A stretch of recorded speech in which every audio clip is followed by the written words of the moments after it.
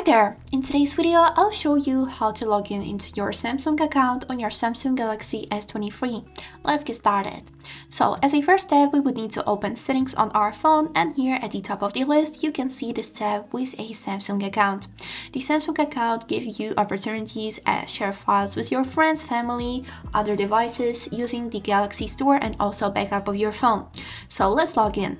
Click on this tab and here choose the more comfortable option for you. I will pick the Google, and because I already have an account with this Google, I will just click on it and I will log in. As you can see, as a next step, we would need to agree to some terms and conditions, special terms, and here we got one optional, which is turn on offline finding. So we click this blue button, agree.